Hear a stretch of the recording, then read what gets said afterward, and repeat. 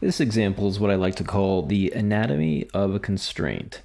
Constraints are something that can add so much realism and control to a rigid body simulation, and I think it's worth spending 15 minutes to really dive in deeply and make one from scratch. And then when you're using automated setups to make constraints and macro tools, it makes a little more sense as to what's going on under the hood, just in case you need to make a specific change or just know what's going on. So here's an incredibly basic setup. We're just going to make everything from scratch and constrain two simple objects together before we take this into slightly more advanced examples in forthcoming setups. Okay, so here is a pyramid, and here's a sphere. Feel free to move them around with a transform, but we're going to start from here. And I'm going to make the name attribute on the surface, on the polygons, so that DOPS knows that this is an object. So attribute create, name, it's going to be primitive, meaning living on the surface here, string, I'll call this pyramid. Okay. And I have a visualizer in here, name. So we can see the name attribute's living on the surface. Same with the sphere. Let's call this sphere. There we go. So each polygon has that name attribute on it.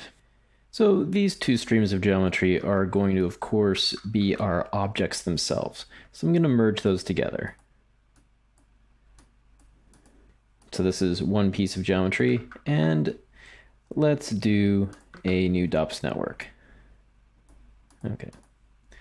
Diving in, let's use an RBD fractured object. Okay, notice it says fracture by name. So I'm going to load in whatever is connected to the first input of .NET 1. .NET 2, actually. Okay, so here we have pyramid, sphere. That is the object name. And when we make constraints, it has to have these two names one for one, letter for letter, so that it can connect those two things. RBD fractured object is not the object name. We'll just call this object. Okay, so now let's make a constraint. Okay, so I'm going to start off with a basic add sop, and let's add a point.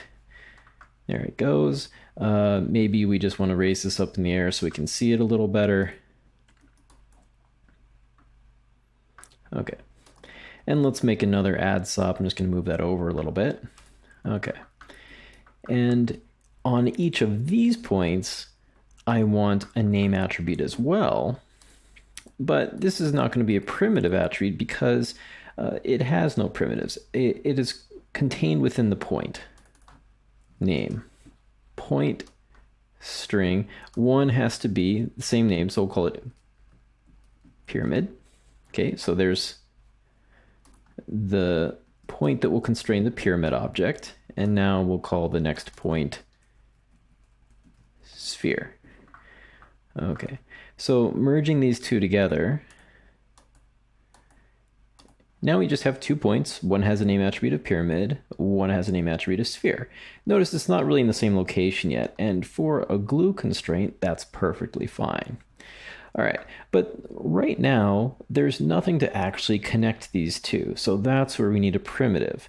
So the idea, which is really ingenious actually, is that if it's per object, it's stored on the point, and if it's shared, it's stored on a line connecting these 2 points. So I'm going to do another add,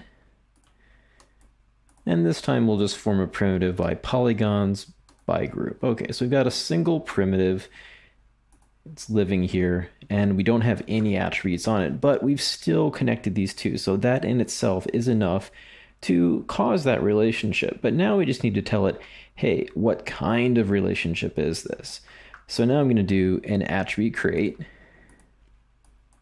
and we need a special attribute which is in the help documents. We want to do constraint name. It's not going to be a point because it's not living on one or the other. It's living on both of them, so it needs to be on the line. So we want primitive string, and I'm just going to call this glue. And this has to be exactly what you plan on calling the data type. Okay. All right, so there we go. So we've got glue, and if we do a visualizer for the constraint name attribute, you'll see that pyramid is connected to sphere by something called glue. That's kind of like a visual program to tell DOPS what's going on. Okay, so that's all we really need for a constraint. So now plugging that into the second input, here's our objects. Let's set up a simulation. So I'm going to use some gravity. I'm going to use a ground plane, a merge, a rigid body solver, and somewhere in here or here, we need a constraint network. Okay, so we want to make sure it has all the objects that it's going to constrain coming into it, which in this case it does. It doesn't need the ground plane. All right, so for the geometry, I'm going to say second context geometry. All right, and that's not enough yet because we don't actually have anything connected in the second input here. So we need to say, okay, what kind of constraint are we going to make? What kind of relationship are we going to make? So I'm going to make a glue constraint relationship and plug it in there. And by default, it's Conrail glue. I don't think that's I think it's kind of confusing. So I'm just going to call it glue. And it's exactly the same name as we called it here, and that's for a very good reason. It doesn't just know it's supposed to be a glue constraint. So here, yeah, we have our glue now. It showed up, and it's not in the same place. Does that matter? Let's see. Actually, it does not matter. They're holding together just fine. So position, even though it's weird, position is actually not a relevant component of a glue constraint, which is probably the bread and butter, most standard constraint. If it goes beyond this strength, it breaks. So let's try 100.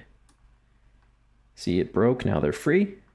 And if it doesn't go beyond the strength, they will stay together. Or if you want it to be an infinite strength, we would put -1 there, and now it's always just going to hold together. Okay, now why is that constraint name used? Why it's kind of confusing. Why do we have to do that? Well, because you might want a lot of different kinds of constraints, and there's a lot to choose from.